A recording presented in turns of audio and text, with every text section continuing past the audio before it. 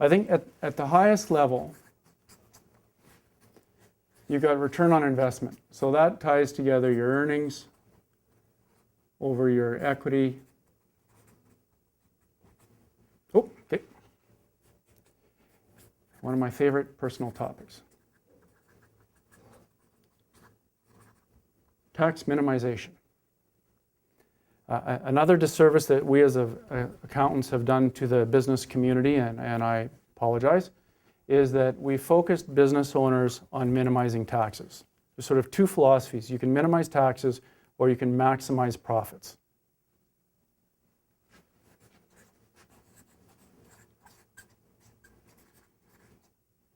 When you minimize taxes, you want to minimize profit. It's actually conflicted. You minimize profit is that you just keep shrinking your business and you don't spend and you don't grow and you don't invest until eventually there's nothing there and you wouldn't even have a super gorgeous facility like this. But you've achieved tax minimization because you've achieved profit minimization.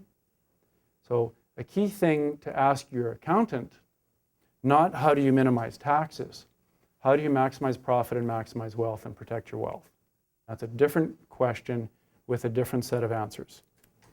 Because we are schooled in, unfortunately, how to do this really well. And this is a lot more entrepreneurial and a lot more gray, a lot less black and white.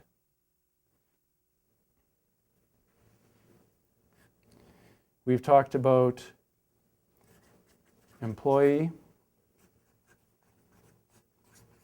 customer, and supplier. And your supplier includes your bankers.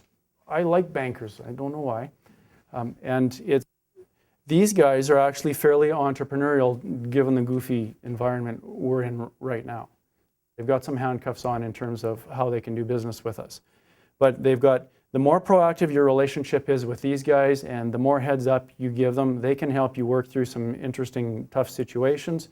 They can help find resources. They can give you advice on how to structure your business.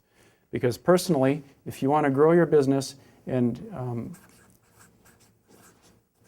to the next level, then there's an opportunity for leverage.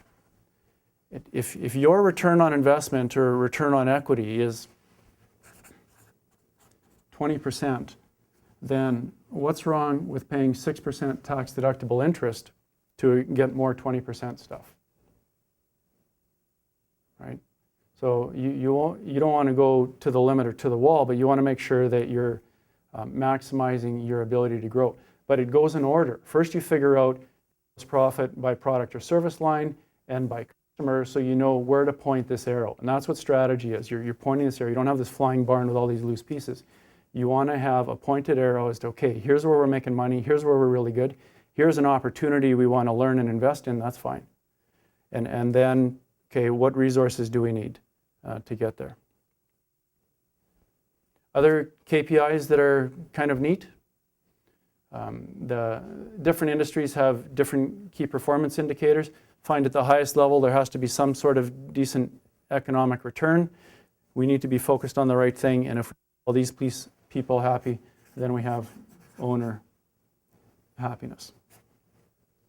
Another KPI that I hold my clients to, that's consistent with Zlatan's happiness, vacations. How many ski trips did you have last year, buddy? 4. 4, excellent.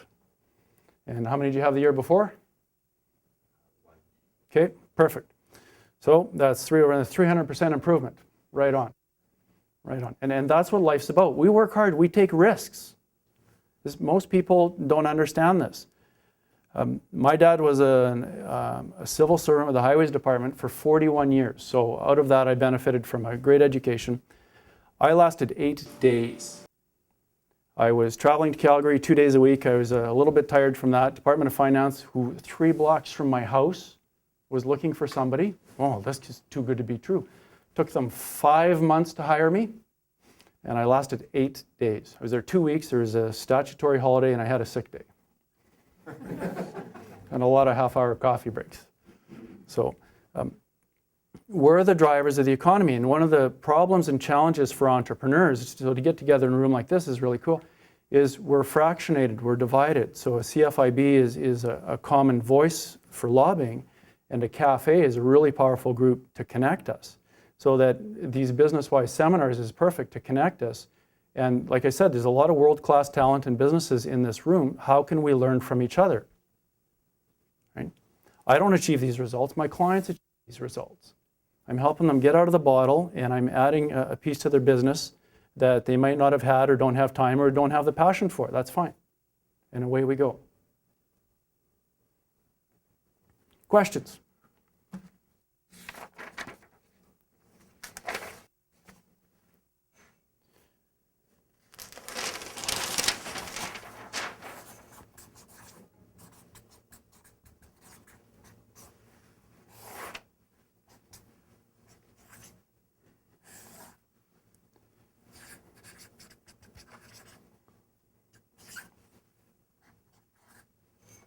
This little grid is strategy on this side. So this strategy is higher up here, lower down here, and operationally we're highly efficient over here and we're not so good over here. Right? So we'll kind of go 1, 2, 3, 4. So name me a company whose strategy not so good, operationally not so good, and is having that kind of situation in the business environment right now. I guess we can add Chrysler. Who else? Who do you deal with on a regular basis that, oh man, it's just torture? Who, they don't make you warm and fuzzy, but they get the job done. So operationally, they're okay. Strategically,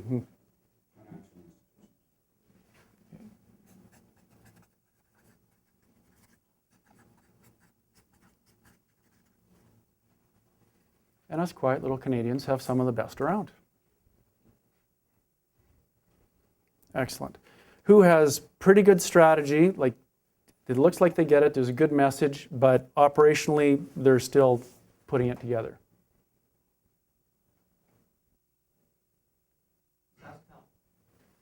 Okay.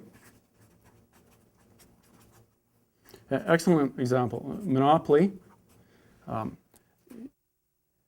Fairly good customer service, but takes them days to do anything.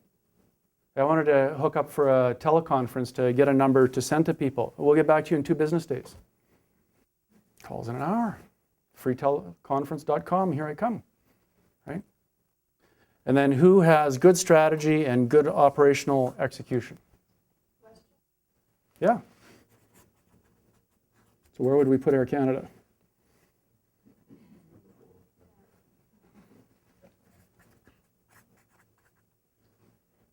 Profitability depends on industry, and some industries are just not really ever going to get there. Look at an energy or an oil and gas, it dips, guys are still making money.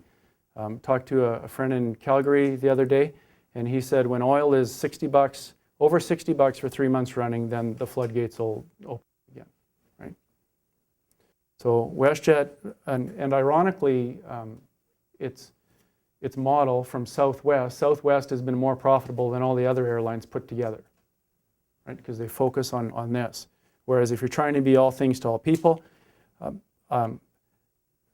I was in Winnipeg last week, and I asked at the ticket counter if I could buy access to the lounge.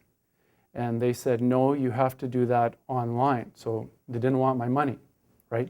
So I have an Amex card, and I got into a Palliser lounge for free anyways, but I had my $35. In a way, they, oh no, we don't want you. Because I heard them over talking, if there was a flight cancellation, everybody would run here and one in the lounge. Yeah.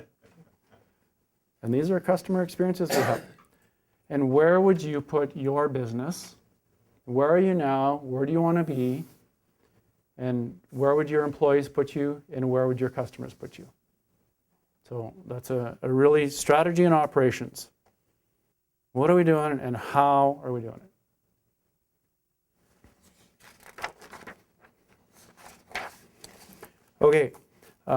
I want I'm just going to talk a little bit about a business model quickly, and then we'll have some questions and answer time, and then we'll wrap up. It's about 11 minutes to 9.